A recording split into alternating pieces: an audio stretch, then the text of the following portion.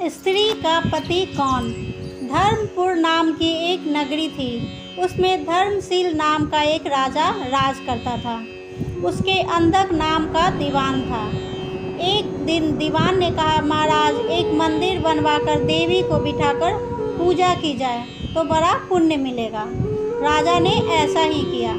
एक दिन देवी ने प्रसन्न होकर उससे वर मांगने को कहा। राजा को कोई संतान नहीं थी। उसने देवी से पुत्र मांगा। देवी बोली, अच्छी बात है, तेरे बड़ा प्रतापी पुत्र प्राप्त होगा। कुछ दिन बाद राजा का एक लड़का हुआ। सारे नगर में बड़ी खुशी मनाई गई। एक दिन एक धोबी अपने मित्र के साथ उस नगर में आया। उसकी निगाह देवी के मंदिर में पड़ी। उसने देवी को प्रणाम करने का इरादा किया।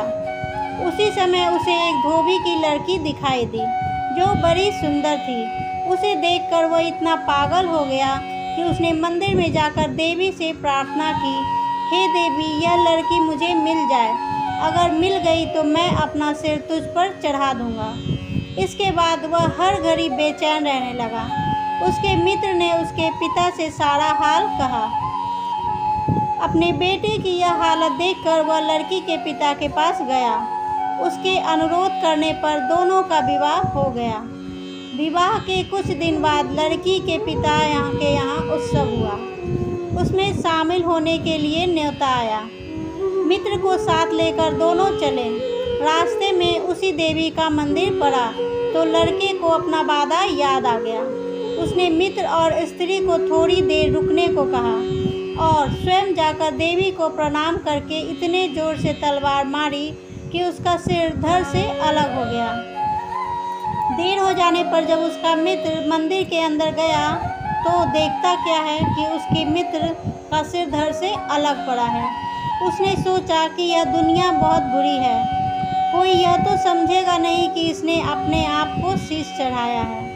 यह सभी कहेंगे कि इसकी सुंदर स्त्री को हड़पने के लिए मैंने इसकी गर्दन काट दी। इससे कहीं मर जाना अच्छा है। यह सोच उसने तलवार लेकर अपनी गर्दन उड़ा दी। उधर बाहर खड़ी खड़ी स्त्री हैरान हो गई तो वह मंदिर के भीतर गई। देखकर चकित रह गई। सोचने लगी, दुनिया कहेगी यह बुरी औरत होगी, इसलिए दोनों को मार आई। इस बदनामी से मर जाना अच्छा है। यह सोचकर उसने तलवार उठाई और जैसे ही गर्दन पर मारनी चाहिए कि देवी ने प्रकट होकर उसका हाथ पकड़ लिया और कहा, मैं तुझ पर प्रसन्न हूँ, जो चाहो सो मांगो। स्त्री बोली, हे देवी, इन दोनों को जिला दो। देवी ने कहा, अच्छा, तुम दोनों के सिर मिलाकर रख दो। घबराहट में स्त्री ने सिर जोड़े तो गलती से एक का सिर दूसरे के धड़ पर लगा दिया और देवी ने दोनों को जिला दिया। अब वे दोनों आपस में झगड़ने लगे। एक कहता था कि यह स्त्री मेरी है, दूसरा कहता मेरी। बेताल बोला, हे राजन, बताओ कि यह स्त्री किसकी हो। राजा ने कहा, नदियों में गंगा उत्तम है, पर्वतों में सुमेरु, वृक्षों में कल्पवृक्ष और अंगों में सिर। इसलिए शरीर पर पति का सिर लगा हो वही पति होना चाहिए। इतना सुनकर बेताल फिर पेड़ पर जा लटका।